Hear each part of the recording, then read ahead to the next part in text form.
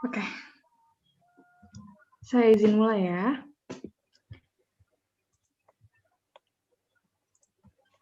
Bismillahirrahmanirrahim. Assalamualaikum warahmatullahi wabarakatuh. Alhamdulillahirabbil alamin wa bihi nasta'in ala umurid dunya waddin.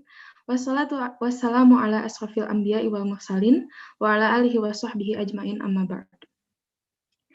Selamat siang dan selamat datang kepada Bapak Heri Gunardi selaku pembicara kami hari ini, kepada Ibu Fauziah Rizky Yuniarti selaku moderator, dan seluruh rekan IBC yang telah hadir. Salam sejahtera untuk kita semua. Perkenalkan, nama saya Kalisa, mahasiswi jurusan Bisnis Islam Angkatan 2018 yang akan memandu jalannya acara Diskusi Ekonomi Syariah atau Diskoria pada siang hari ini. Sekali lagi, selamat bergabung dan terima kasih kami ucapkan kepada pembicara dan moderator yang terhormat Bapak Heri Gunardi, Sarjana Administrasi MBA, selaku Project Management Office Merger Bank Syariah BUMN, dan Ibu Fauziah Rizky Yuniarti, selaku dosen Fakultas Ekonomi dan Bisnis Universitas Indonesia. Sebelum masuk acara, perkenankan saya untuk menjelaskan acara ini terlebih dahulu. Diskoria merupakan program kerja Departemen Kajian IBC FEB UI yang bentuknya merupakan diskusi terkait topik isu ekonomi dan keuangan Islam terkini dan hangat untuk seluruh stakeholder IBC maupun non-stakeholder IBC. Dikarenakan pandemi COVID-19, terdapat sedikit penyesuaian pada pelaksanaan Diskoria menjadi diskusi ekonomi syariah secara daring antara pembicara dan moderator yang menyalurkan pertanyaan dan argumentasi dari publik. Pada pelaksanaan Diskoria ini, IBC mengajukan permintaan diskusi mengenai merger bank-bank syariah BUMN kepada Bapak Heri Gunardi selaku Project Management Office Merger Bank Syariah BUMN. Selanjutnya, akan ada sambutan dari Ketua Himpunan IBC oleh Saudara Gali Damar Diwatmaka. Kepada Saudara Gali, waktu dan tempat saya persilahkan. Tes suara kedengaran tidak, Alisa? Kedengaran, Kak? Oke. Yang terhormat Pak Heri Gunardi selaku pembicara utama kita, yang terhormat Ibu Fauziah, dosen saya di mata kuliah Keuangan Mikro Islam, dan teman-temanku semua, izinkan saya membuka. Assalamualaikum warahmatullahi wabarakatuh. Alhamdulillahillazi hadana li hadza wa ma kunna linahtadiya laula an hadanallah laqad ja'at rusul rabbina bil haqq wa nudu'an tilkumul jannatu ristumuha bima kuntum tamalun asyhadu an la ilaha illallah wa asyhadu anna muhammadan abduhu wa rasuluhu sallallahu alaihi wasallam wa alihi wa sahbihi amma ba'du. Pertama-tama dan paling utama dan selalu diutamakan kepada teman-teman semua, pada para hadirin yang telah hadir secara online ini, saya ingin mengajak kembali bersyukur kepada segala karunia nikmatnya Allah, karena dengan segala karunia, rahmat, nikmat, kita semua bisa berkumpul di sini. Jadi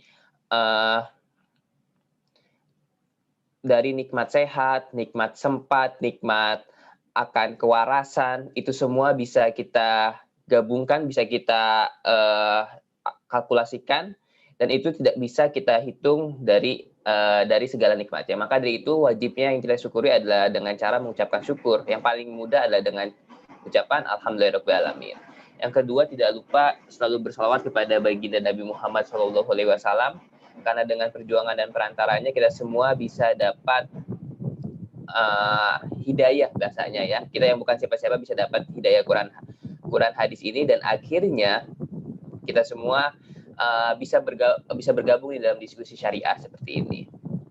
Terus yang ketiga, ingin mengucapkan terima kasih yang sebanyak-banyaknya kepada teman-teman semua yang telah menyelenggarakan acara ini. Insya Allah acaranya sangat bermanfaat, sangat bermaslahah ya buat kepentingan umat, dan sangat menjawab keresahan-keresahan mengenai isu tema ini. Tema ini kan mengangkat merger bank syariah yang saat ini lagi benar-benar hot dalam 5 bulan belakangan ini ya. Mungkin sebetulnya ini tuh bisa dibilang bukan sebuah hal yang baru, karena sebetulnya insya Allah tahun 2016 atau 2017 itu pernah diwacanakan, tapi akhirnya ditahan dulu oleh pemerintah, karena pemerintah mendengarkan usulan kajian-kajian bahwa saat ini mendingan ditahan dulu deh sampai bank syariahnya itu makin tinggi, makin grow seperti itu. Tapi pada tahun ini 2020 Pak Erick Thohir selaku Menteri BUMN yang sekarang membuat wacana lagi ada merger bank syariah. Mungkin teman-teman juga tahu ada tiga bank yang akan di merger. Ada Bank Syariah Mandiri, ada Bank ada BNI Syariah, dan terakhir ada BRI Syariah. Mungkin ada satu lagi yaitu dari BTN, tapi BTN dari syariahnya masih unit usaha syariahnya. Kenapa sih ada urgensi untuk menggabungkannya? Karena kalau dilihat-lihat bahwa untuk membuat bank syariahnya itu semakin gede market share-nya. Karena ketika misalnya kita gabungkan, kemungkinan para merger bank syariah ini insya Allah akan masuk ke top 10 bank syariah terbesar di dunia gitu ya. Kalau di dalam skala nasional, mungkin sekitar antara ranking 7 atau ranking 8 di antara bank-bank di Indonesia yang dari konven atau syariahnya. Jadi ini sangat membuka lebar pergerakan bank syariah, dan mudah-mudahan akan melayani customer di Indonesia yang notabene-nya orang Islam yang terbanyak di dunia akan semakin tergugah untuk menabung di sana. Karena jika kita bandingkan saja, Indonesia itu insya Allah kalau dilihat, Indonesia itu udah punya 14 bank syariah, baik yang BUMN atau yang swasta gitu. Nah, tapi aset, kalau nggak salah ya, saya lihat mungkin bisa dibenarkan oleh Ibu Fauzia atau Pak Heri, asetnya itu insya Allah masih 300 triliun gitu ya. Sedangkan jika kita lihat tetangga kita nih ya, tetangga negara kita, negara tersayang, Malaysia, dari 16 bank syariah, asetnya sudah 2.000 triliun. Ini kan jauh banget gitu dibandingkan negara Indonesia. Atau kita mampir sebentar deh sebelum nyampe ke Malaysia, Brunei Darussalam dulu. Brunei Darussalam aja, walaupun asetnya lebih kecil dibandingkan negara Indonesia, kan 100 triliun ya aset dari Brunei Darussalam. Tapi itu berasal dari 4 bank aja. 4 bank, atau bisa 1/4 dari bank syariah Indonesia. Padahal penduduk Indonesia itu 200 juta penduduk muslimnya. Sangat jauh dibandingkan Malaysia yang cuma 16 juta penduduk muslimnya. Ada apa gerangan seperti ini? Nah, mudah-mudahan satu wacana dengan merger bank syariah ini meningkatkan aset kita, terus menggali market share kita yang selama ini tertahan secara keuangan di pasar 5% saja, atau sekarang udah 6%. Seperti itu. Dan mudah-mudahan hasil diskusi ini juga memberikan manfaat yang sangat banyak kepada para penonton, kepada para diskusi, dan kepada kita semua lah pada umumnya. Mungkin itu saja yang bisa saya sampaikan kepada teman-teman semua. Sekali lagi saya sangat berterima kasih kepada seluruh panitia yang telah menyelenggarakan acara ini. Semoga hasilnya akan bermanfaat untuk kita semua. Sekian dari saya Gali selaku Ketua IBC atau Himpunan Mahasiswa Ekonomi Islam dan Bisnis Islam di UI angkatan 2017. Kembalikan kepada MC. Wassalamualaikum warahmatullahi wabarakatuh. Waalaikumsalam warahmatullahi wabarakatuh. Baik, terima kasih kepada Saudara Gali atas sambutannya. Kemudian ada pembacaan tilawah oleh Ferdi Renaldi Ramadan. Kepada Saudara Ferdi, waktu dan tempat saya persilahkan.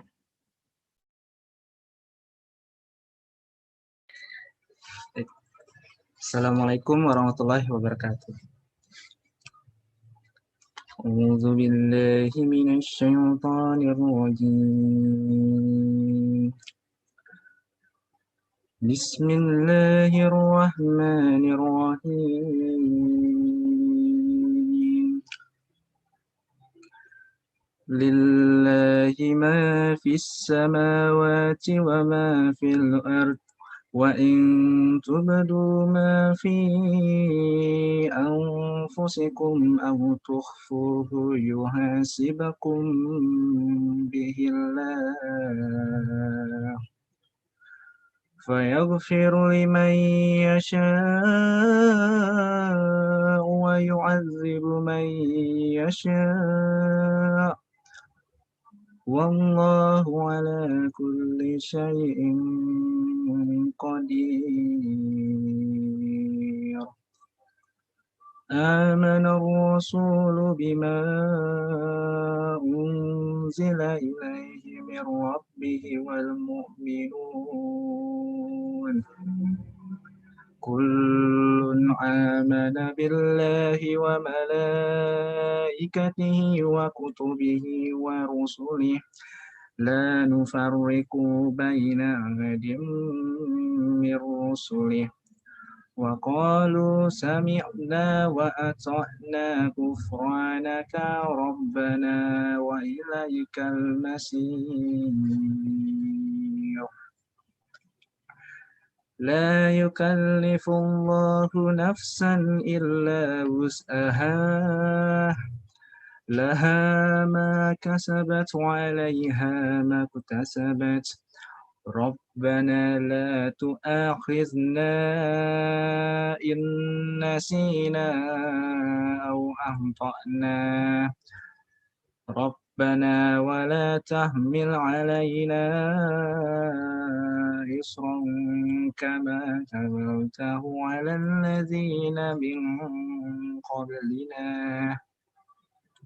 ربنا ولا تحملنا ما لا طاقة لنا به واعف عنا واغفر لنا وارحمنا واعف عنا واغفر لنا وارحمنا واعف عنا واغفر لنا وارحمنا أنت مولانا فانصرنا على القوم الكافرين صدق الله العظيم. Assalamualaikum warahmatullahi wabarakatuh. Baik, terima kasih kepada Saudara Ferdi. Semoga lantunan ayat Al-Quran tersebut menjadi pahala bagi yang membaca maupun yang mendengarkan. Amin. Nah, sekarang mari kita mulai ke acara inti. Sebelumnya, kalau boleh tahu, Bapak Heri Gunardi apakah sudah hadir? Oh, baik, sudah ya. Sudah hadir ya, terima kasih. Alhamdulillah, baik. Sekarang mari kita mulai ke acara inti, diskusi dengan Bapak Heri Gunardi, pembicara kita yang akan dipandu oleh Ibu Fauzia Rizky Yuniarti, moderator kita pada hari ini. Ibu Fauzia Rizky Yuniarti adalah dosen Fakultas Ekonomi dan Bisnis Universitas Indonesia. Kepada Ibu Fauzia, waktu dan tempat kami persilahkan. Baik, terima kasih banyak MC telah memperkenalkan saya dan mengizinkan untuk melanjutkan acara ini. Baik, Assalamualaikum warahmatullahi wabarakatuh. Salam sejahtera, Shalom, Am Swastiastu, Namo Buddhaya, Salam Kebajikan. Yang terhormat Bapak Heri Gunardi selaku Ketua Tim Project Management Office Integrasi dan Peningkatan Nilai Merger Bank Syariah BUMN, yang juga Direktur Utama Bank Syariah Mandiri. Bapak, Ibu, peserta diskusi, teman-teman mahasiswa pejuang ekonomi syariah sekalian yang berbahagia. Apa kabar teman-teman sekalian? Semoga kita semua sehat jasmani, rohani, mental, di tengah situasi pandemi yang tidak nyaman untuk siapapun dimanapun itu. Makan kentang pakai sambal terasi. Selamat siang, selamat datang di Diskoria FEB UI. Bertema Merger Bank Syariah BUMN, diselenggarakan oleh Islamic Business and Economics Fakultas Ekonomi, Bisnis, dan Universitas Indonesia. Saya Fauziah Rizky Yuniarti, tadi sudah dijelaskan sedikit profil tentang saya, akan memandu diskusi kali ini. Saya dosen di FE dan peneliti ekonomi syariah Indef. Saya juga sudah menulis beberapa artikel tentang mega merger ini, jadi merupakan kebanggaan nih Pak untuk saya bisa menjadi moderator di diskusi kali ini dengan Bapak Heri langsung sebagai salah satu pion utama dalam proses merger ini. Baik, rencana merger Bank Syariah BUMN bukanlah hal yang baru. Tadi sempat disebutkan juga oleh teman sebelumnya bahwa ini sudah sempat dilontarkan oleh Bapak Mulia Mande Haddad, Ketua OJK saat itu di tahun 2015. Kemudian kembali hangat isunya di Juli 2020 saat Bapak Erick Thohir, Menteri BUMN kita, melontarkan hal serupa di publik, lalu isunya berjalan begitu cepat, proses begitu cepat, tiba-tiba di Oktober sudah diformalkan, dilegalkan dengan penandatanganan CMA, Conditional Merger Agreement. Lalu Jumat minggu lalu ya Pak, sudah diumumkan nama resminya bank hasil merger ini yaitu Bank Syariah Indonesia. Pemilihan nama yang sangat tepat, simple, bold, dan clear.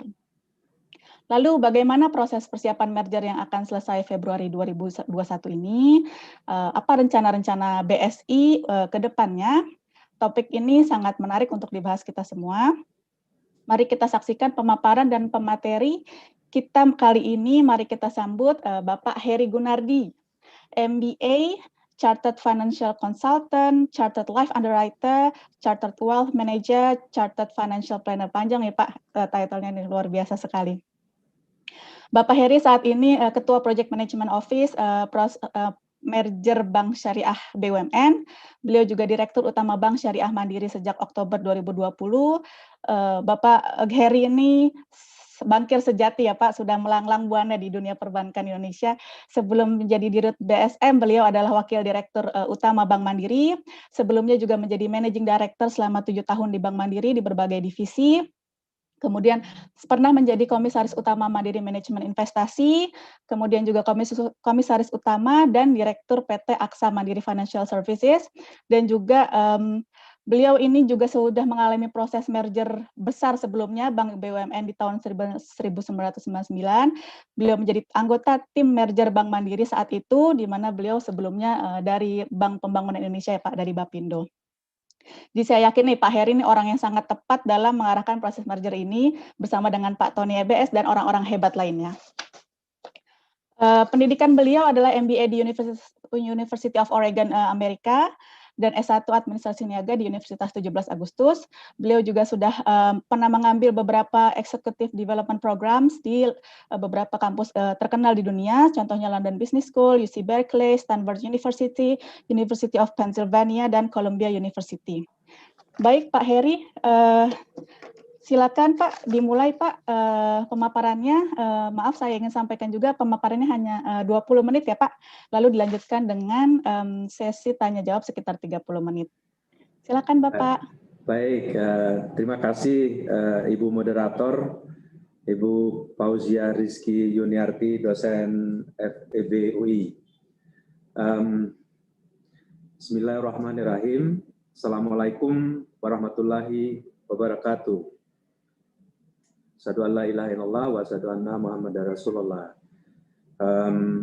Tentunya adik-adik mahasiswa FEB UI dan seluruh peserta yang menyaksikan acara ini melalui live YouTube IBEC FEB UI, dan juga tentunya yang saya hormati Ibu Moderator dan seluruh hadirin sekalian yang berbahagia. Senang sekali ya pada siang menjelang sore ini saya diundang ya untuk hadir berdiskusi menyampaikan materi tentang merger Bank Syariah di Indonesia. Tentunya sebelum saya memulai materi ini, tentunya kami ingin menyampaikan permohonan maaf Bapak Menteri BUMN. Sebetulnya surat ini kan ditujukan kepada beliau ya untuk menjadi narasumber. Kebetulan pada saat yang bersamaan ada mungkin tugas penting yang memang tidak bisa diwakilkan. Beliau meminta kami untuk membawa materi ini, tentunya bisa nanti membantu teman-teman dan adik-adik semua. Saya panggil adik aja ya, karena muda-muda dalam hal kita melihat wawasan dan juga view tentang salah satu isu yang cukup dan lumayan hangat ya di mass media beberapa akhir ini, karena memang mega merger Bank Syariah di Indonesia ini merupakan salah satu inisiatif yang ditunggu-tunggu gitu ya. Itu seperti apa? Karena kita juga lihat kita sedikit-sedikit kan maju pada waktu itu, tanda tangan CMA, Conditional Merger Agreement, kemudian melakukan announcement merger plan. Hari Jumat yang lalu kita juga melakukan announcement tentang perubahan merger plan dan ada nama baru. Kemudian juga ada logo baru dan juga organisasi ini juga mendapat banyak tanggapan ya dari masyarakat dan tentunya termasuk akademisi juga, tapi umumnya tone-nya adalah positif ya. Adik-adik semua dan pemirsa yang saya banggakan ya. Kita mulai slide pertama.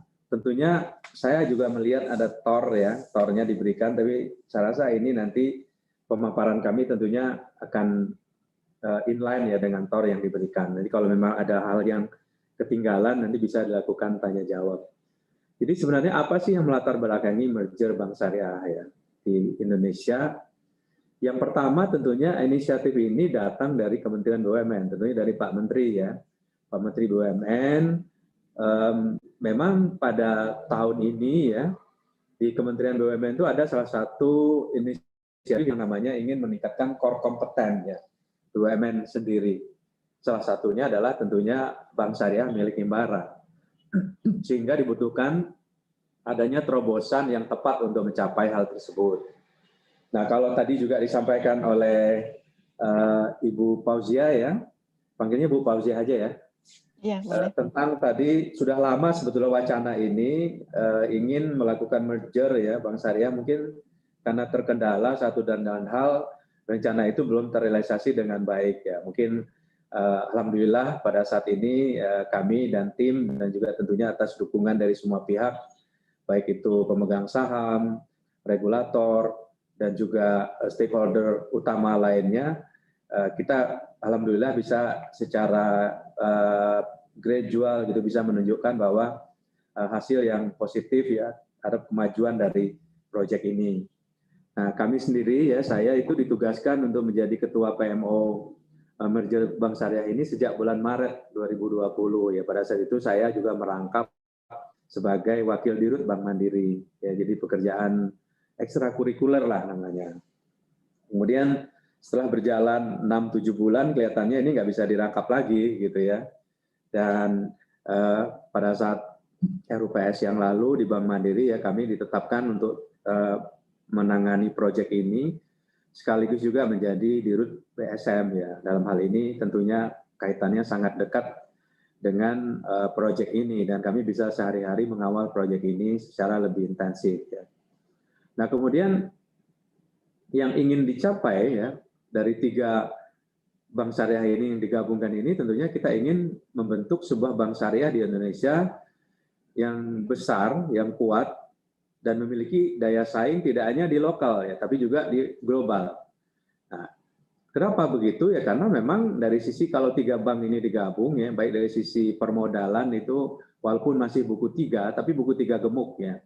Nah, dalam perjalanannya nanti kami sudah membuat roadmap gitu ya, paling lama ya sekitar insya Allah di kuartal pertama 2022 itu kalau tidak banyak kendala, bank ini akan naik ke buku 4 gitu ya.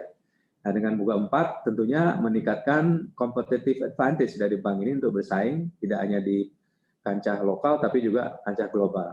Nah, pada saat nanti ya saat legal merger terjadi di 1 Februari 2020, bank ini dari sisi komposisi aset ya, kemudian infrastruktur yang lain ya tentunya rankingnya langsung lompat ya dari ranking yang puluhan tadi di bawah, kalau BSM mungkin lebih dari keluar tidak masuk 10 besar. Setelah gabung bertiga ini nanti insya Allah akan menjadi bank ranking 7 ya di Indonesia. 7 atau 8 lah saya lupa ya, 7. Dan juga sudah dideklar ya oleh Pak Wamen, Menteri BUMN, Pak Tiko waktu ada webinar minggu lalu juga, bank ini nanti juga diminta untuk membeli portofolio ataupun aset purchase ya, untuk tadi sudah disampaikan juga oleh Ketua Ikatan Sarjana Syariah di UI ya, disampaikan bahwa BTN itu mungkin nanti juga asetnya kita beli gitu ya, khusus yang UUS ya, yang milik BTN sekarang. Nah, bank syariah dengan kemampuan yang dimiliki seperti saya sampaikan tadi tentunya bisa merambah perusahaan besar ya. Artinya BMPK, batas maksimum pemberian kredit jadi lebih lebar. Nah, tadinya bank syariah di Indonesia itu lebih banyak membiayai consumer atau retail ya, paling tidak SME. Tapi harapannya bank ini nanti juga tidak hanya kuat dari sisi retail consumer, gadai emas ataupun cicilan emas dan yang lain sebagainya yang sekarang sudah menjadi sumber income dan juga produk andalan ketiga bank syariah ini, tapi nanti juga akan membangun kekuatan bisnis wholesale ya. Nah, kalau kita lihat sekarang potensi market di Timur Tengah atau di sisi GCC country yang di Teluk itu untuk investor sukuk global itu lumayan bagus gitu ya. Kalau kita lihat sekarang yang hanya menjadi isu itu adalah pemerintah Republik Indonesia.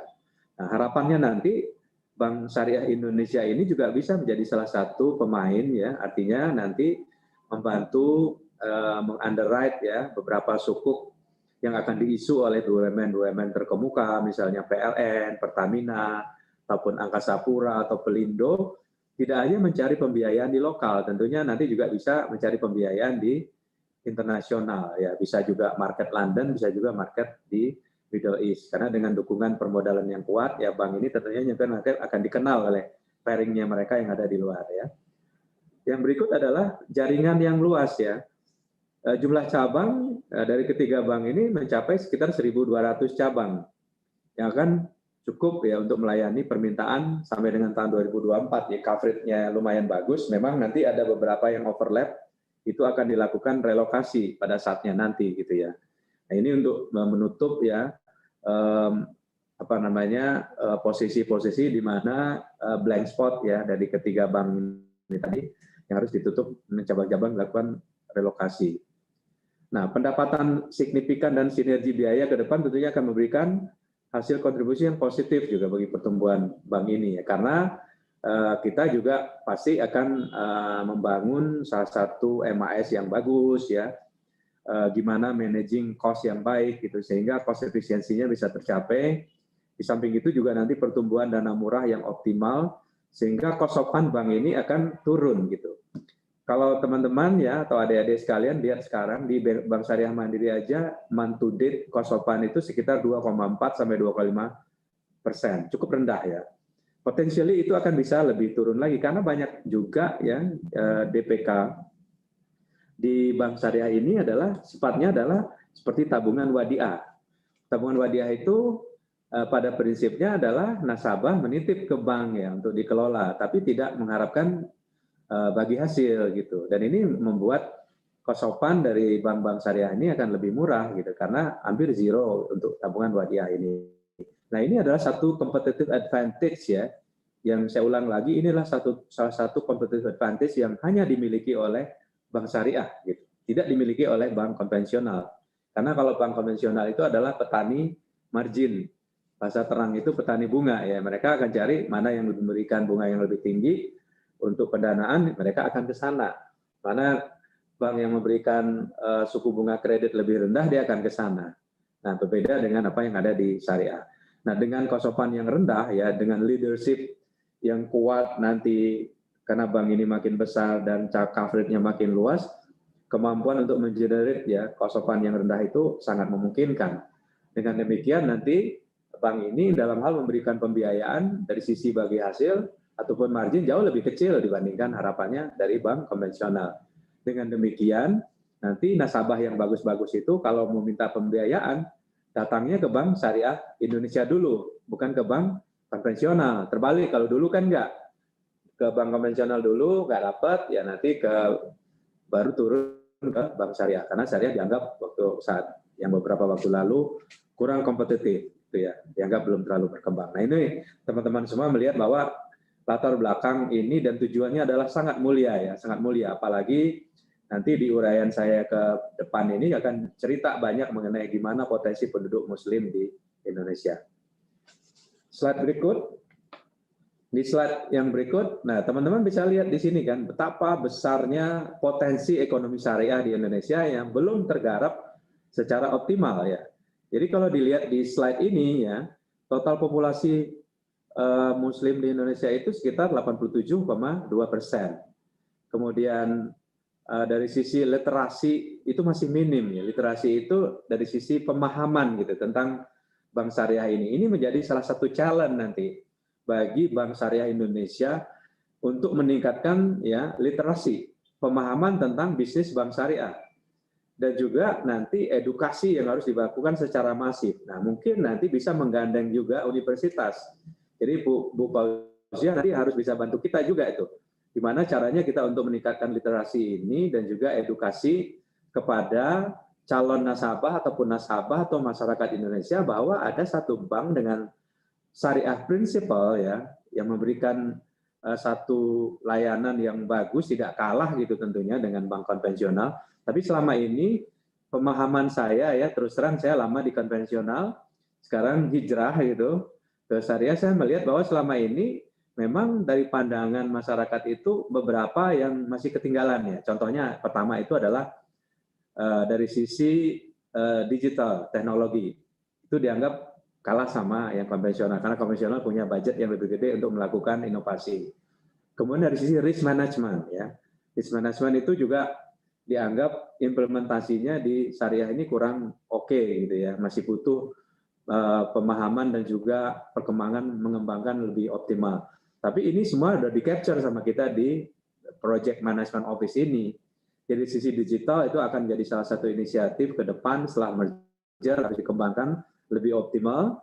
Kemudian dari sisi risk management juga begitu, kita dorong ya risk management ini agar lebih ikut yang lebih ke standar dan juga best practice. Kemudian yang ketiga tentunya dari sisi pengembangan sumber daya manusia, ya SDM itu juga harus dikembangkan ya, harus sesuai dengan tuntutan dari jobnya, job requirement-nya dan juga environment dari kompetisi yang ada itu membuat karyawan-karyawan yang bekerja di bank syariah ini lebih knowledgeable, lebih skillful ya, kemudian resilient juga. Nah, sifat-sifat itu sebenarnya sudah dimiliki, tinggal aja diasah ke masa-masa yang akan datang. Ya. Next slide.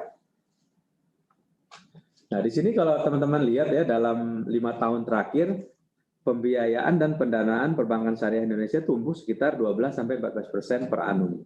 Ya, di CAGR selama 5 tahun ya. Ini sebenarnya potensi itu ada ya di sini. Dan berikut, namun ya di slide berikut kalau teman-teman lihat di sini, syariah Indonesia itu masih tertinggal dari bank-bank besar di Timur Tengah dalam hal ukuran.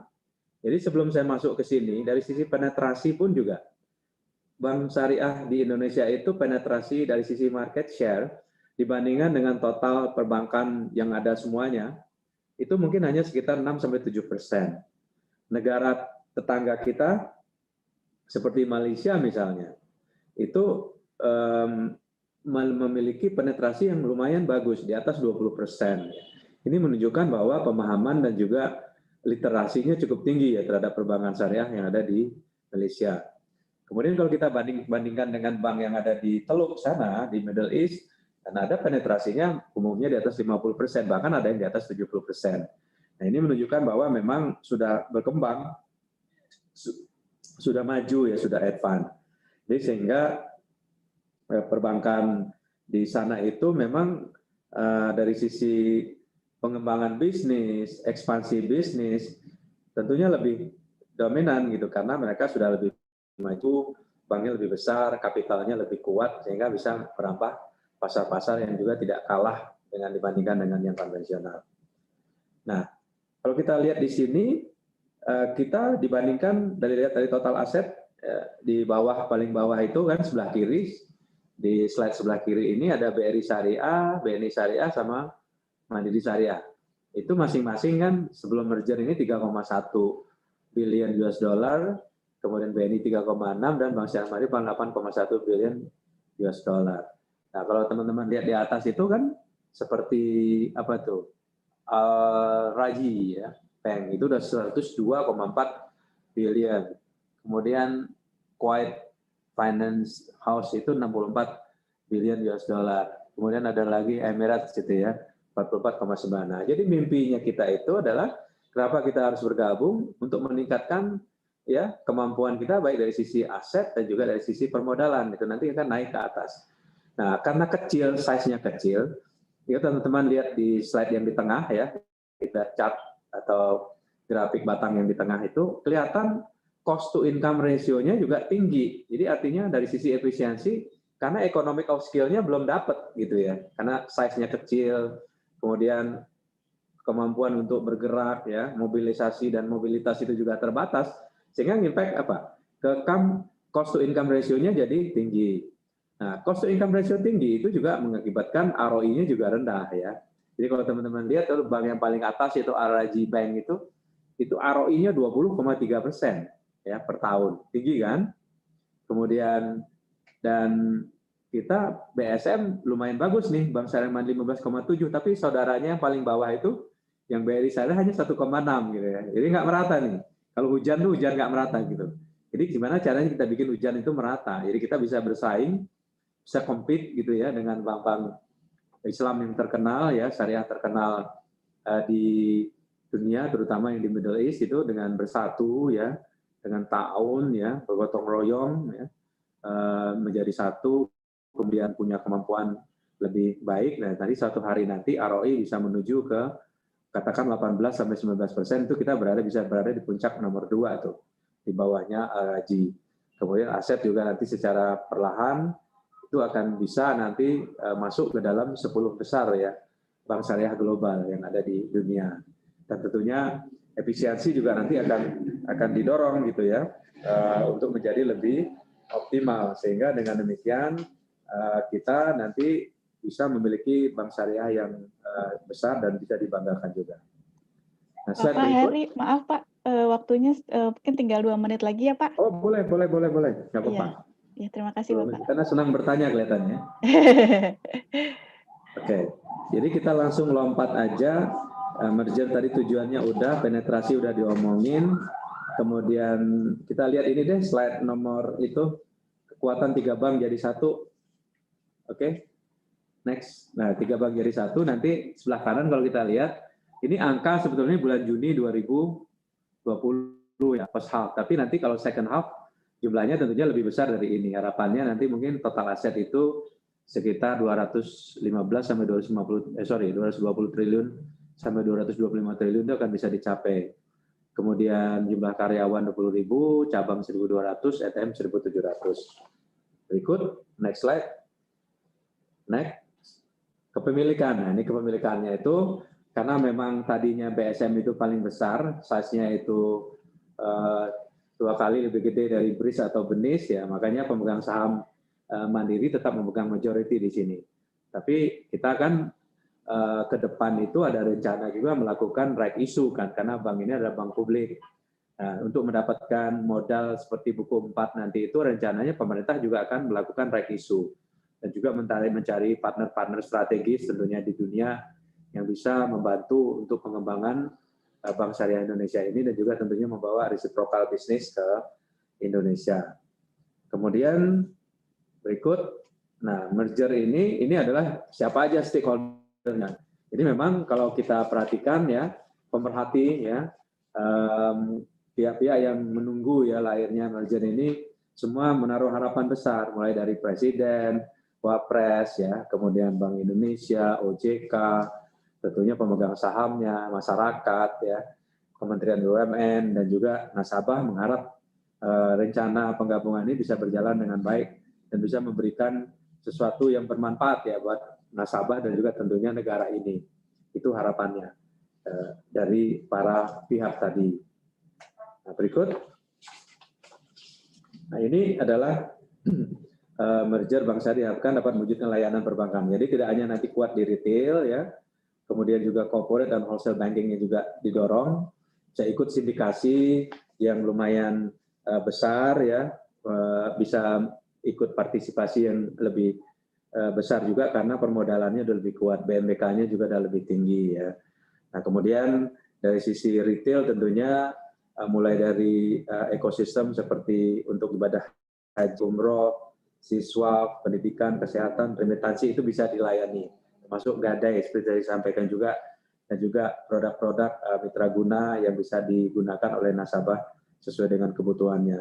Dan di sisi lain juga bank ini juga nanti akan membantu pengembangan UMKM juga ya, produk-produk UMKM baik value chain-nya, kemudian supply chain-nya, kemudian juga nanti ada distributor dan juga kaitan dengan UMKM bisnis yang ada di setiap penjuru Indonesia.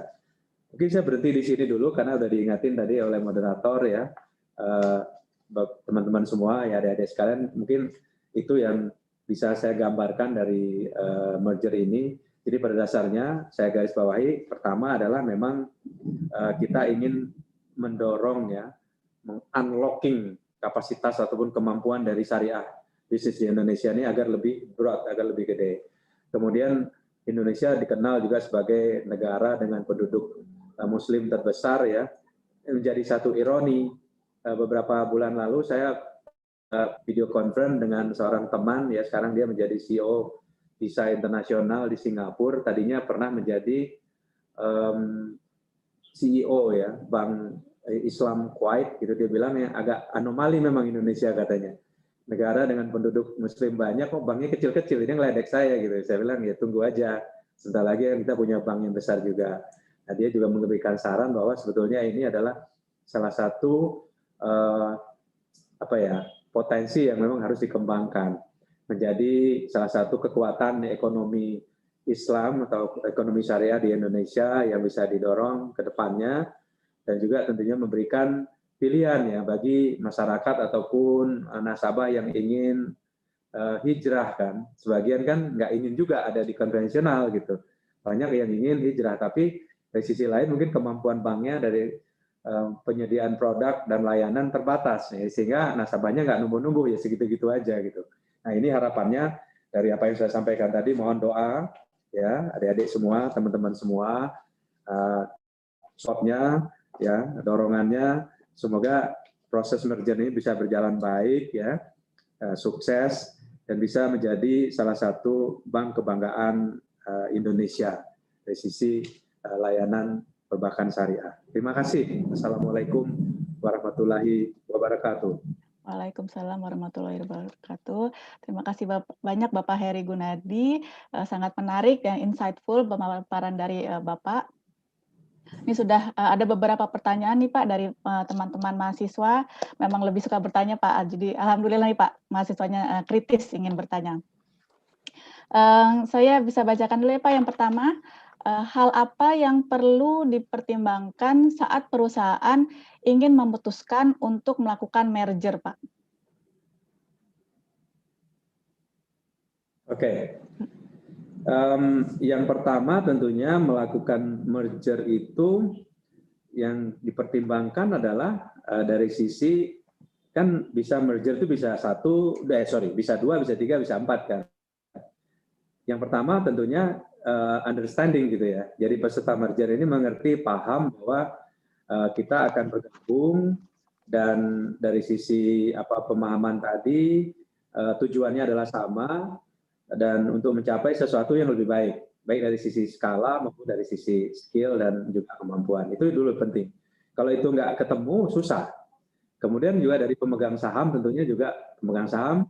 Kebetulan ya Bank Syariah Indonesia ini pemegang sahamnya satu. Kalau ditarik garis ke atas, ultimate shareholder-nya atau pemegang saham pengendali terakhir itu adalah pemerintah Republik Indonesia. Jadi sebetulnya itu merupakan blessing ya. Karena kalau misalnya bank swasta, katakan institusi swasta melakukan merger, kalau pemegang saham ini nggak bisa mencapai kesepakatan ataupun common understanding, itu agak susah terjadi.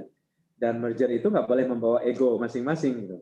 Kalau ego dibawa itu nanti nggak kelar urusannya, jadi ribut aja gitu. Jadi mergernya nggak pernah akan terjadi. Nah, yang satu lagi juga dipertimbangkan adalah dari sisi gimana kita dalam hal support tadi itu. Jadi masing-masing peserta merger itu saling mensupport gitu ya, agar merger itu bisa terlaksana juga dengan baik. Dan tentunya tidak hanya tujuan tadi, tapi juga milestone-nya juga harus ada. Milestone yang dipertimbangkan itu adalah seperti KPI juga. Di setelah merger ini ada sesuatu milestone yang harus kita capai. Kalau tidak ada ya ngapain gitu. Jadi merger itu hanya gabung-gabungin aja. Artinya bukan 1 tambah 1 tambah 1 jadi 3, bukan. Jadi 1 tambah 1 tambah 1 mungkin jadi gabung ini tentunya memberikan opportunity yang lebih baik karena lebih solid, lebih kuat ya baik dari sisi permodalan maupun sisi aset coverage-nya sehingga mampu meng-underwrite itu mendapatkan bisnis yang lebih banyak lagi. Itu kira-kira yang dipertimbangkan. Oke, baik. Terima kasih Pak, jawabannya sangat komprehensif. Pertanyaan selanjutnya Pak, ini juga banyak yang penasaran nih Pak, apakah untungnya nih, apakah merger Bank Syariah ini lebih menguntungkan untuk nasabah dan pemegang saham, dan bagaimana nasib nasabah yang sebelumnya sudah buka rekening, misalnya nasabah BSM, BRI Syariah, dan BNI Syariah, bagaimana nasibnya Pak setelah merger ini? Silakan Bapak. Oke. Yang pertama tentunya nasabah itu adalah yang paling diutamakan di bank ya. Jadi kalau kita teman-teman bisa ngebayangkan kalau bank yang nggak punya nasabah yang bayar gaji siapa gitu. Jadi si pejabat bank ataupun karyawan bank nggak ada gajian gitu, dia duduk-duduk karena nggak ada nasabah kan, nggak ada bisnis gitu. Jadi ada istilah bilang customer is a king. Nasabah itu adalah raja.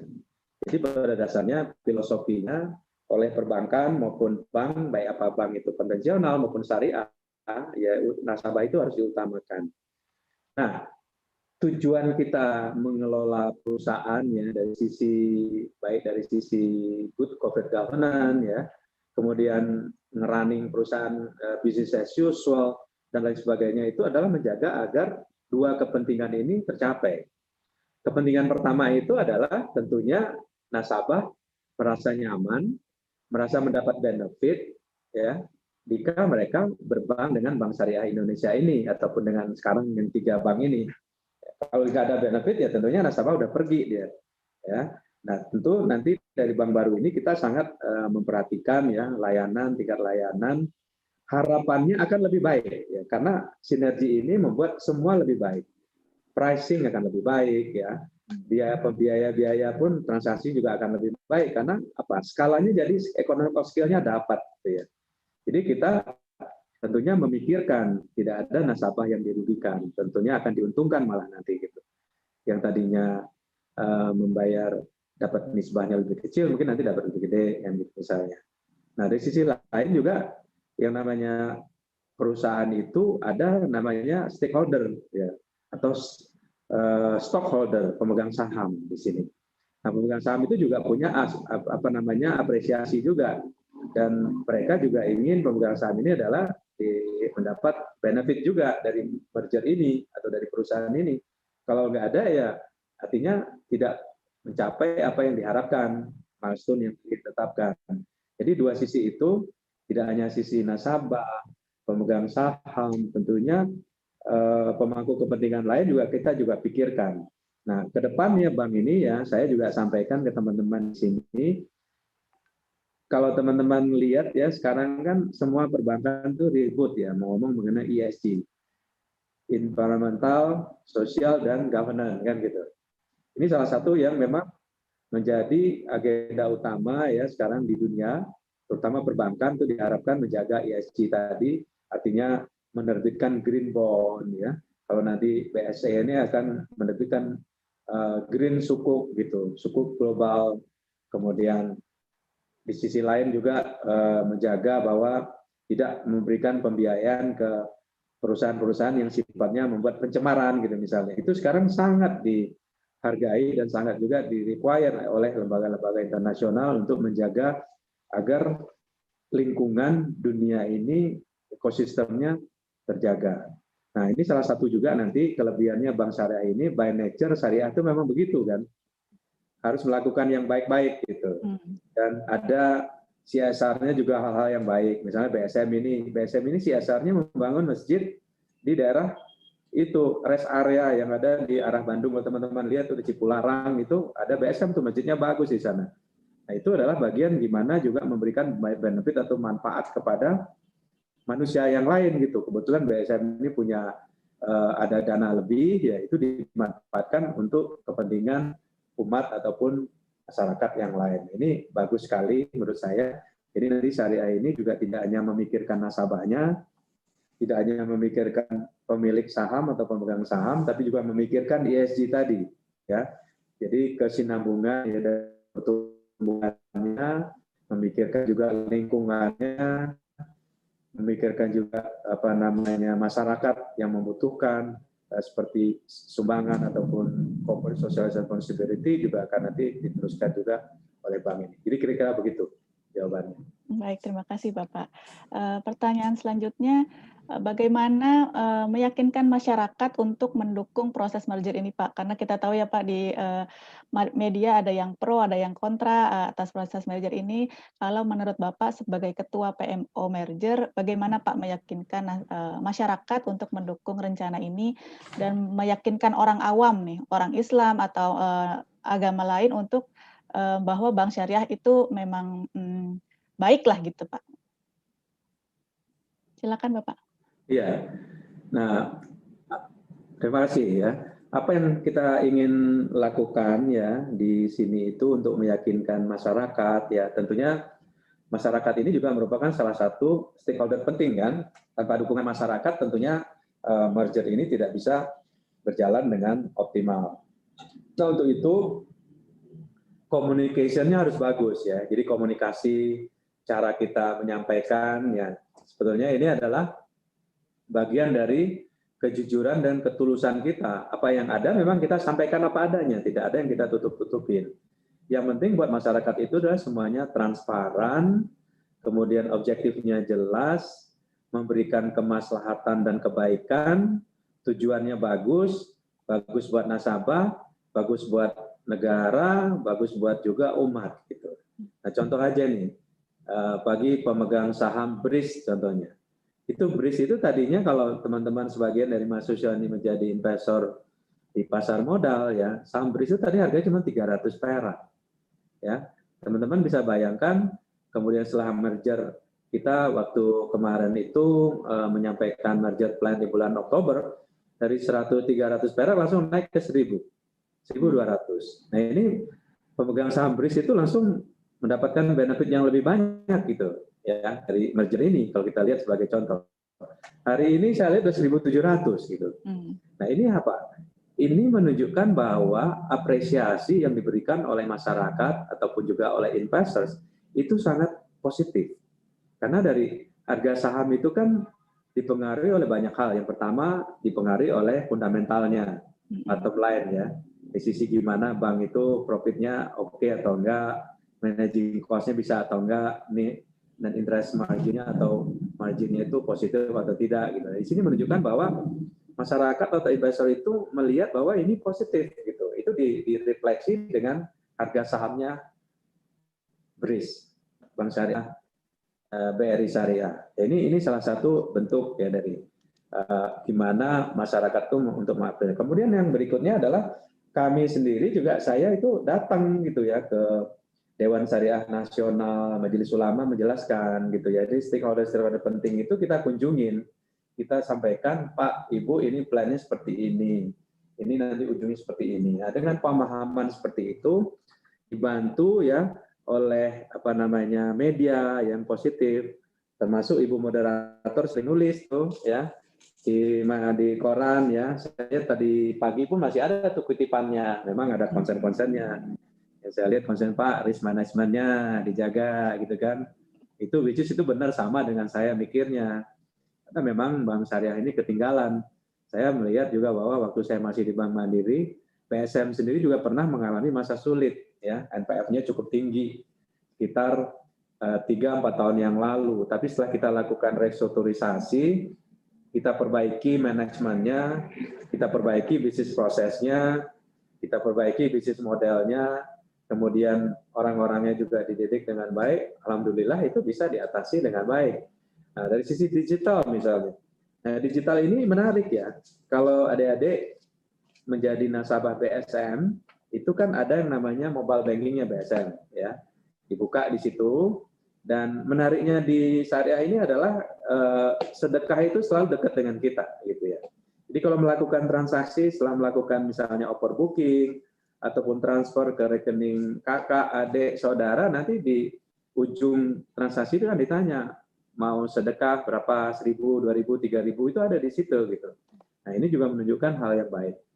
Nah, hal lain yang nanti mungkin kami juga akan mengembangkan menjadi salah satu inisiatif strategis ya untuk bank merger ini adalah gimana membangun mobile apps yang terkait dengan sedekah, wakaf ya, kemudian infak dan lain sebagainya itu nanti kalau sekarang kan misalnya kasih sedekah lewat Lasnas ataupun badan amal zakatnya yang ada di BSM itu misalnya untuk nyumbang untuk masjid, tapi masjid yang mana nggak tahu kan. Nanti mau kita bikin tuh ada app sendiri, jadi kalau katakan nanti Bu Fauzia gitu, saya nyumbang deh, saya mau bangun musola yang ada di katakan di Marunda gitu misalnya.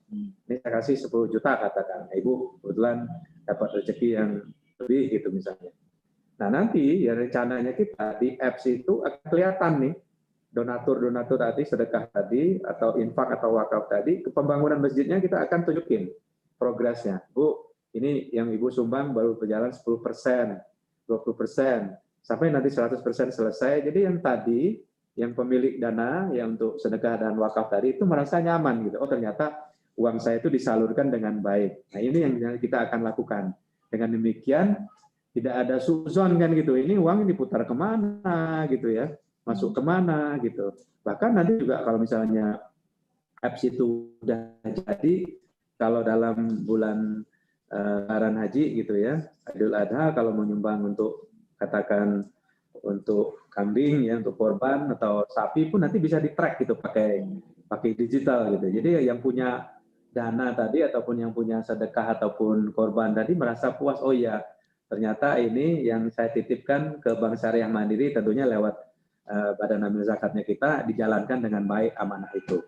Itu antara lain yang memberikan manfaat juga. Jadi tidak hanya dari sisi nyumbang-menyumbang, tapi juga dari sisi implementasinya itu bisa dijalankan dengan baik juga. Seperti itu. Baik, terima kasih Pak Heri. Sudah terlihat ya tadi ada gambaran-gambaran produk-produk yang akan di-launch sama BSI, ini sangat-sangat luar biasa. Insya Allah bisa menyelesaikan beberapa masalah-masalah yang ada di perbankan syariah sekarang ini. Pertanyaan selanjutnya Pak, terkait ini agak sensitif mungkin Pak, karyawan Pak, karena kan Pak Erick Thohir bilang tidak akan ada PHK ya Pak, tapi ini kan lumayan besar ya Pak, 20.000 orang hasil gabungannya, terus mengingat Bapak juga waktu itu ditimbang mandiri ya Pak, hanya ada 63% yang terserap, jadi mungkin kalau ke depannya gimana Pak, strategi dari BSI untuk pengelolaan karyawan ini Pak, silakan ya. Pak. Sebetulnya kan gini ya, beruntungnya itu berbeda sama Bank Mandiri dulu. Bank Mandiri waktu itu kan memang melakukan rasionalisasi cabang. Jadi cabangnya banyak yang ditutup. Kalau ini kan nggak ada cabang ditutup karena memang kita merasa bahwa potensi syariah ini masih besar gitu ya. Jadi nggak perlu kita melakukan rasionalisasi cabang atau menutup cabang. Yang kita lakukan sekarang ini adalah untuk melakukan relokasi cabang-cabang. Jadi kalau kita lakukan relokasi itu tentunya lebih baik kan, mendapat lokasi yang lebih baik, kemudian juga orang-orangnya masih tetap di sana gitu, dan nggak ada masalah, orang cabang itu nggak ada masalah, sehingga dari sisi manusia yang di bank yang paling banyak itu memang ada distribusi, itu paling banyak, kantor pusat cuma sedikit orangnya gitu ya. Nah, jadi dari satu sisi ini kita udah mampu ya menunjukkan bahwa kita tidak melakukan rasionalisasi. Nah, kedua adalah namanya karyawan itu kan ada masa dinasnya. Gitu. Saya juga melihat ya beberapa yang udah senior ya, udah dekat memasuki masa pensiun, tentunya nanti kita tidak melakukan rekrutmen baru misalnya, zero growth dulu lah prinsipnya, sampai nanti optimalisasi terjadi, ya kan? Dengan demikian tidak ada masalah ya dengan jumlah karyawan tadi, karena yang pensiun nggak diganti, ya efisiensi tentunya terjadi juga gitu. Nah di sisi lain memang bank ini kan menjadi organisasinya lebih dinamis dan juga fungsinya juga lebih lebar. Contoh saya kasih contoh nih, di 3 bank ini dulu nggak ada namanya investor relation. Investor relation itu karena ini TBK kan. TBK itu setelah kita menerbitkan laporan keuangan tiap kuarter ya, tiap 3 bulan, itu harus di announce dan juga kita harus public expose. Karena itu adalah satu kewajiban perusahaan publik kan, melakukan public expose ya ke ke investor dan juga analis-analis. Nah, sehingga dengan demikian jabatan baru ini ada lagi ya. Nanti mungkin kita akan cari dari karyawan yang existing siapa yang memiliki profil ya bisa menjadi investor relation, tidak hanya head-nya tapi juga timnya juga ada kan, itu bisa di move dari sana, jadi nggak perlu ganti kan, nggak perlu PHK gitu. Kemudian jabatan baru lagi misalnya adalah chief economist ya, selama ini bank ini nggak punya chief economist ya kan, 3 bank ini nggak ada. Nah kita butuh chief economist, gunanya itu adalah untuk melakukan studi baik sisi regional maupun juga ekonomi makro secara umum, melihat tren dari sisi bisnis dan lain sebagainya, itu bisa memberikan kontribusi yang positif kepada bank ini. Misalnya chief economist mempelajari sekarang sektor apa, sawit misalnya. Sawit itu bagus ya pertumbuhannya, atau batu bara.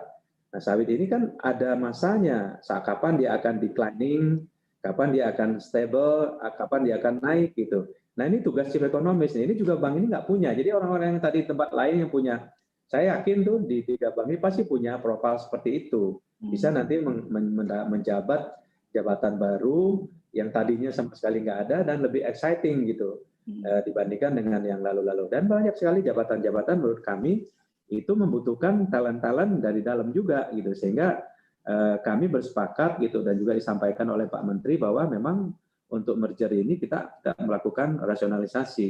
Jadi pengurangan itu terjadi secara alami saja, secara natural, karena nanti akan pensiun, kemudian akan dimutasi ataupun di movement ke unit-unit yang memang baru yang tadi nggak punya.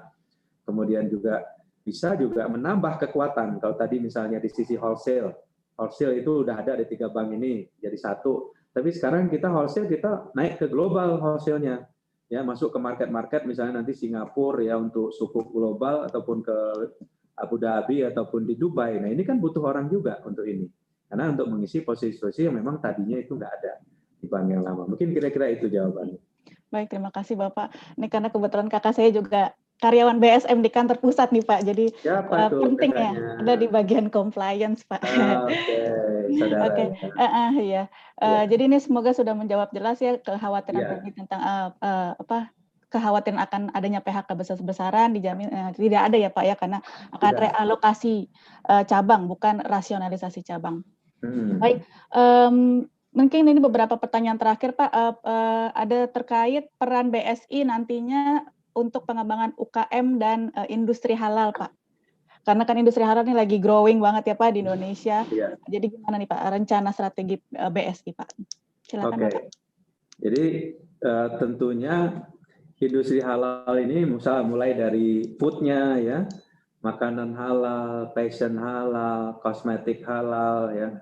Dan mata rantai value chain ini ya memang sangat diharapkan ini menjadi salah satu bahan baku untuk pembiayaan bagi bank syariah. Dan nggak mungkin dong kalau halal-halal ini nyarinya ke konvensional kan nggak mungkin. Pasti matchingnya sama bank syariah. Dan kita komit tentunya Bank Syariah Indonesia ini nanti merupakan salah satu bank yang memang nanti akan banyak berinteraksi dan involve dan juga tentunya membiayai value chain halal ini ya. Karena kita tahu potensi industri ini luar biasa, kosmetik halal itu juga luar biasa, fashion halal itu juga besar ya. Kemudian mungkin wisata ya, wisata halal. Nanti tim di Bank Syariah Indonesia ini nanti akan punya bagian yang tugasnya adalah untuk meng-capture bisnis halal ini, halal value chain tadi. Nah, si UMKM juga begitu. UMKM ini kan selama ini tidak hanya Bank Syariah yang mengalami hambatan ya dalam menyalurkan UMKM, tapi bank konvensional pun juga banyak yang gagal gitu. Karena UMKM ini sifatnya memang volatile, sensitif, dan juga kalau kita lihat sekarang pada saat pandemi COVID ini yang paling terdampak adalah UMKM memang. Karena apa? Karena permodalannya nggak kuat gitu ya. Jadi sehingga kalau ada goncangan di sisi demand side itu berkurang sehingga mereka juga menjadi terhambat. Nah, ini kita mau bangun nanti itu adalah dari sisi UMKM yang sifatnya yang pertama adalah kita mulai dulu dari referral cabang-cabang. Saya yakin ya 1.200 cabang Bank Syariah Indonesia ini nanti akan punya nasabah-nasabah memang dari sisi fundingnya itu bagus gitu. Jadi transaksi fundingnya bagus, nanti tinggal dikasih pembiayaan yang sesuai. Itu satu caranya untuk mengunci agar tidak terjadi mismatch kan. Jadi kalau kita kasih pembiayaan, fundingnya nggak ada, someday bisa bermasalah jadi NPF gitu. Nah, kalau dia jadi NPF kan banknya menderita. Tapi kalau kita mulainya dari transaksinya dulu ada di Bank Syariah Indonesia, dia bertransaksi, dapat kreditnya banyak, masuk, uangnya baru dikasih pembiayaan. Nah, pembiayaan ini tentunya basisnya ada, bayarnya adalah dari transaksi tadi itu, bisnisnya memang udah hidup, udah ada. Kemudian yang kedua adalah kita juga mesti cari di masing-masing daerah itu ada pengusaha syariah yang champion. Misalnya tadi restoran halal gitu ya, dikatakan di daerah mana Pekalongan gitu, restoran halal di Jogja, kemudian industri halal yang lain di Jogja. Nah, ini UMKM ini juga nanti jadi sasaran atau target market dari Bank Syariah Indonesia. Karena mereka ini adalah champion di daerahnya, mungkin 10 usaha champion di sana, kemungkinan gagalnya itu rendah gitu, karena dia memang yang terbaik yang ada di daerah itu. Kita nggak milih yang tidak terbaik gitu ya, yang kita pilih adalah yang terbaik. Nah, itu UMKM. Kemudian yang ketiga adalah value chain.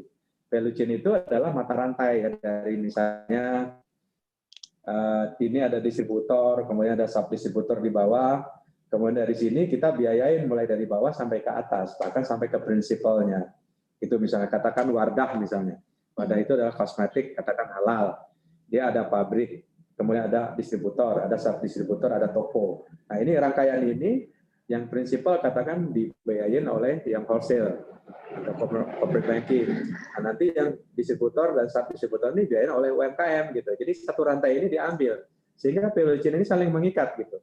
Dan kita tanya sama prinsipal, mana nih distributor yang memang loyal, yang maksudnya tidak pernah nunggak, ya, komit gitu. Itu kita ambil tuh dalam bisnis yang tadi ini. Dengan harapan demikian bisnisnya akan jadi lebih baik, terkontrol, dan bisa menghindari non-performing pembiayaan NPL gitu. Ya. Baik. Terima kasih Pak. Ini ada 2 pertanyaan tambahan nih Pak dari media, titipan dari media. Mungkin kalau Bapak berkenan menjawab, tapi kalau terlalu konfidensial boleh di-skip aja. Yang pertama, strategi naik ke buku 4, tadi kan Bapak sudah menyebutkan dengan right issue ya Pak ya, atau apakah mungkin ada rencana lain selain right issue? Dan pertanyaan kedua, apa ada rencana membeli saham UUS BTN Pak setelah BSI nanti? Terima kasih Pak. Pertanyaannya agak sensitif gitu, tapi dijawab. Iya, silakan Pak. Gitu. Iya. Oke, jadi sekarang ini pada nanti kalau kita hitung pada saat nanti melakukan legal merger itu jumlah modalnya mungkin udah lebih dari 20 triliun ya, 3 bank ini. Kalau kita berandai-andai ya, katakan berandai-andai tahun ini ada return earning yang ditahan ya, tahun depan juga ada return earning atau sebagian dari laba yang masih tersisa untuk menambah modal. Dan kalau ya di 2021 nanti semua berjalan baik ya, kondisi berjalan baik dan market juga mendukung ya, saat itu melakukan right issue, rencananya ya mungkin sampai ke free float sekarang kan hanya 4% yang dipegang oleh publik. Nanti kalau saya dengar dari pemerintah dan hal ini Kementerian BUMN mungkin nanti bisa di unlock ya sampai 20% misalnya kepemilikan publik. Nah, dari kepemilikan 20% publik ini tentunya bisa memberikan jumlah yang lumayan besar gitu ya. Nah, di samping itu juga nanti kepemilikan ya untuk aset purchase ya, misalnya udah dikasih green light oleh pemegang saham juga, karena BTN sendiri kan tidak melakukan spin off kan, karena tidak melakukan spin off, jadi memang akan most likely nanti akan diberikan kepada Bank Syariah Indonesia untuk mengelola ya aset-aset yang dimiliki UUS BTN yang jumlahnya lumayan besar, itu 30 triliun kurang lebih.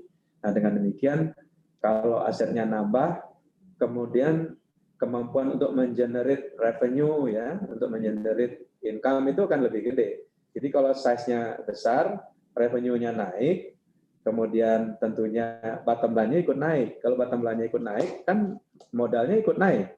Kalau modalnya ikut naik, ya tentunya sampai ke 30 triliun ya jadi buku 4 lah dia gitu. Itu aja sih perjalanan journey-nya itu sangat natural gitu ya. Tidak ada yang dikejar gitu. Natural aja gitu perjalanannya.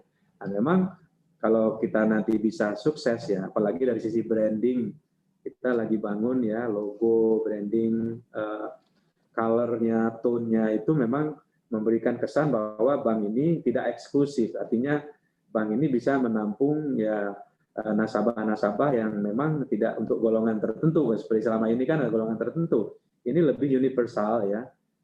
Prinsipnya adalah syariah universal, terutama juga kita akan membidik milenial. Karena milenial customers untuk syariah ini lumayan gede potensinya. Dan mungkin mulai dari kampus misalnya, nanti dimulai, kemudian dari angkatan yang mulai masuk kerja.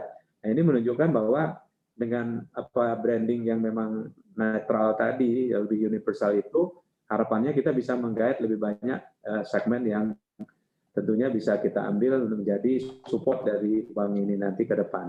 Dengan demikian, kalau bisnisnya makin banyak, customer-nya makin loyal, makin besar ya, tentunya relationship sama kita juga makin kuat dan revenue-nya juga naik, menabungnya atau menyimpan uangnya di Bank Syariah Indonesia juga makin banyak, dan Bank Syariah Indonesia tentunya kalau funding-nya bagus, dengan cost of fund yang bersaing, bisa memberikan lending juga yang bersaing. Sehingga bank ini secara gradual, pelan-pelan, ya tentunya aset itu nanti bisa naik, ya bisa ke 260, 70, 80, 300 triliun, bukan hal yang mustahil gitu. Bisa dilakukan, karena memang pengalaman ya, semasa COVID ini aja kalau kita lihat BSM itu tumbuhnya pertumbuhan pembiayaan masih double digit. Sementara yang konvensional kita lihat agak tertekan gitu ya, karena saya nggak tahu karena COVID banyak pengaruh dari sisi restrunya. Dan untungnya lagi ya, prinsip syariah ini adalah kan bagi hasil ya, dan tidak semata-mata mencari keuntungan.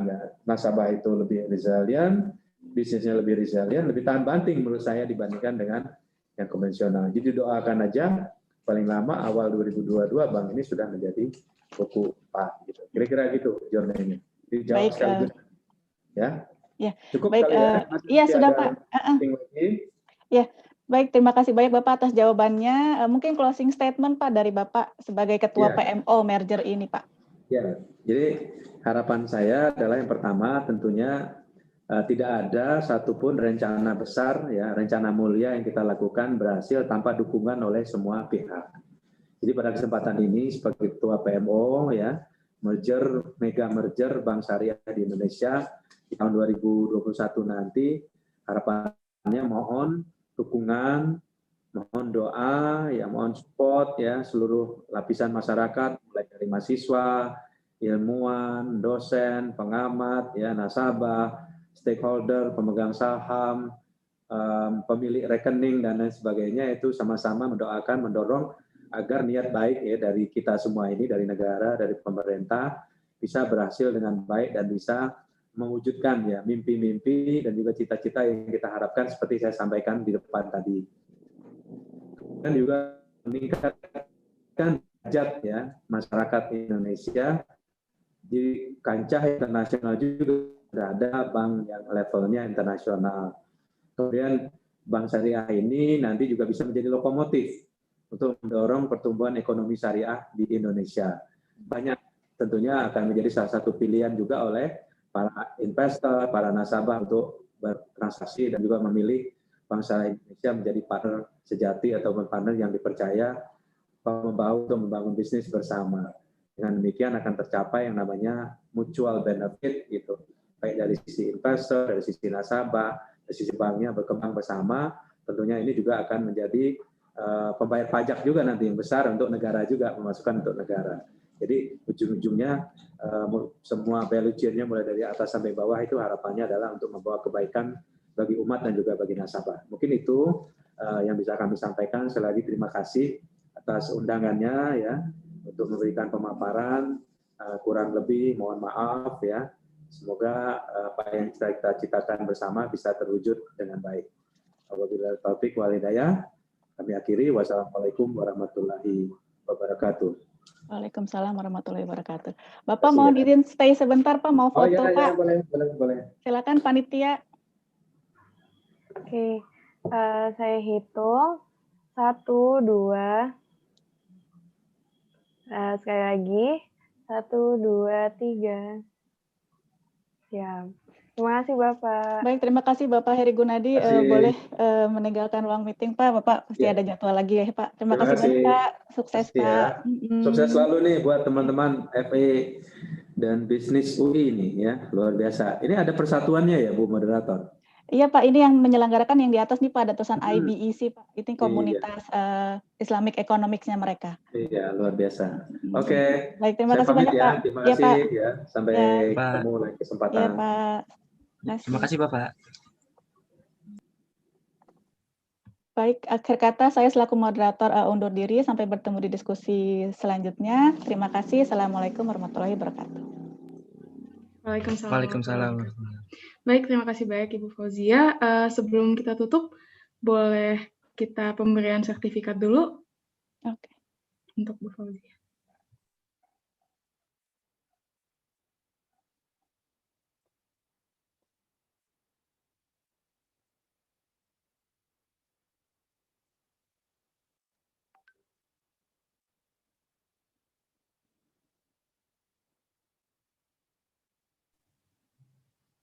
Oke. 1, 2. Sekali lagi mungkin 1, 2, 3. Ya. Terima kasih Ibu Uji sudah berpartisipasi sebagai moderator untuk Diskoria pada siang hari ini. Semoga ilmu yang didapatkan dari adanya Diskoria ini kembali kepada moderator dan kepada publik yang mengikuti Diskoria pada siang hari ini. Terima kasih Bu Uji. Terima kasih. Terima kasih Bu Uji. Maka acara Diskoria hari ini akan kita akhiri dengan kesimpulan dari moderator Ibu Fauziah pada sepatah dua patah kata sebelum kita tutup. Oke, tadi banyak ya sebenarnya poin penting dari Pak Heri Gunardi, tapi teman-teman mungkin bisa menyimpulkan sendiri, terlalu banyak poin yang pentingnya. Cuman dari saya, BSI ini merupakan salah satu langkah serius pemerintah dalam mengembangkan ekonomi syariah Indonesia. BSI akan menjadi tonggak sejarah perkembangan ekonomi syariah Indonesia. Jadi selamat datang, kita sambut Bank Syariah Indonesia, Bank Harapan Bangsa. Sekian dari saya, Assalamualaikum warahmatullahi wabarakatuh. Waalaikumsalam. Waalaikumsalam. Baik, demikian berakhir sudah acara Diskoria pada hari ini. Semoga acara Diskoria ini dapat memberikan manfaat bagi seluruh hadirin. Jadi sekali lagi kami ucapkan terima kasih kepada pembicara kita tadi, Bapak Heri Gunardi, moderator kita hari ini, Bu Fauziah, dan seluruh peserta yang telah menyaksikan Diskoria di kanal YouTube kami. Baik, saya Kalisa, selaku MC hari ini pamit undur diri. Wassalamualaikum warahmatullahi wabarakatuh.